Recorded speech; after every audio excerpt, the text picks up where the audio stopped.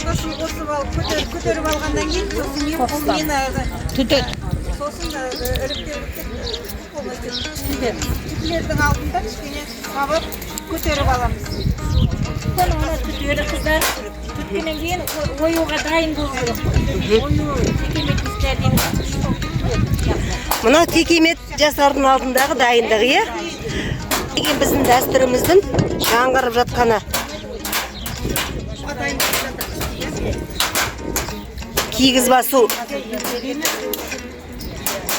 Біздің енді қазақ халқының клен сияқты заты ғой бұл. Үстінде көрпені жатамыз, Жылы да болады. Бәрі жылы. Су өтпейді. Жердің сызы сезілмейді.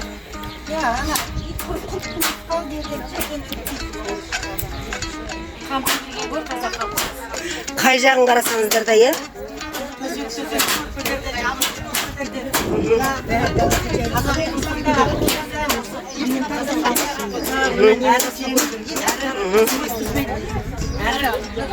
Бұның барлығы бізде міне Бақыт апайымыздың ұйымдастыруымен міне осындай жер үйде тұрады. Қаншама қарап отырсаңыздар, қаншама шаруашылығы бар. Мына жерде картоп егілген, огороды міне жайнап тұр жап-жасыл болып. Аналарды асарлатып жинап, жылда былтырда келіп осы құртты қайнатып едік. Мынаның барлығын қазір істеп, осыны іс қылдыру үшін міне осындай еңбек қор біздің Бақыт апайымыз. Ұзақ болсын өмір жасыңыз. Сіз сияқты қазақтың еңбекқор аналары көбейе берсін. Мына осы сіздер барда біздің дәстүріміз еш уақытта өшпейді де, сөнбейді де. Келіп өздері ауырып зорға жүрсе де Қарашаш апамен ана Бақыт апа қалмайды. Соларға рахмет, ортамызда ұйытқы болып жүреді. Сәуле шеберім бар қолымда, керемет ол кісі. Бір ауыз сөзге келмейді, айтқаныңды істеп, өнерін көрсетіп ортаға салып. Ешкінің түбіті болады, жүні болады. Күзен жүн болады. Күзен жүнді күздің күні қырқады. Сосын жаңағы жүнді жазда, жаз айында қырқады. Дұрыс айтасыз. Қырқып осылай ысқылып, естіп тоқиды. Кигіз үйдің жабдықтарын бәрін жүннен жасаған. Мына бір үйді сылау керек болса, бір үйді текемет тартылу керек болса, бір үйді сырмақ сырылу керек болса, осылай асарлап, жиналып, ойнап күліп, жұмыстарын бітіріп отырған. Мына сабаудың тағы бір несі, мынаның бүкіл құрсы түседі бірден. Екіншіден бұқымы түседі сабағанда.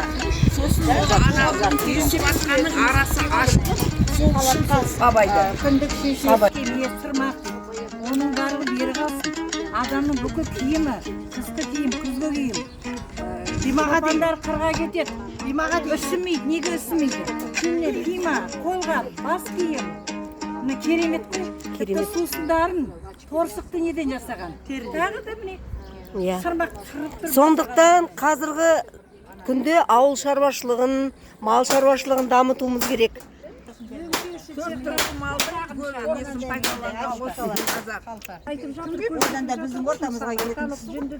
Сіздер болмадыңыздар ма? Жуатын сияқты. Содан кейін өмір бақи осы ауылда өстіп шығарып жүрген ауылда бәрін. Ешқандай ұтас қойдан сыпырып алып, соны 7 қабатын сыпырып алып, ардагерлердің мынандай жұп-жұқа қарағандағы. Мынау тарихтан қарасақ, Великая Русь, Великая Степ дейді ғой, солай қалды ғой. намекали. Ұлы даламен жақсы кісі,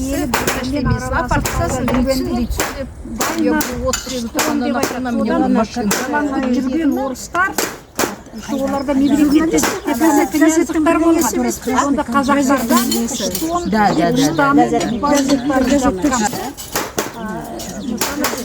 бабаларымыз ажға қондырды. Күнделек арбаның жолағын табуды бүкіл дүние. Мына машинаның ең қазіргі тарихтарды қалай жазылып жатқанын білмеймін. Ақылақса қатарында жалпы осы біздер әжелер білетіндерімізді немерелерімізге айтып мақтана сіңдіріп қазақ екендіктеріне мақтанып намыстанбайтындай, қазақша сөйлеуге ұялмайтындай сондай ер азаматтарды, талантты қыздарды, ұлттың болашақ қорғанын, ұлттың тәрбиешілерін өсіріп шығарсақ деген ниет.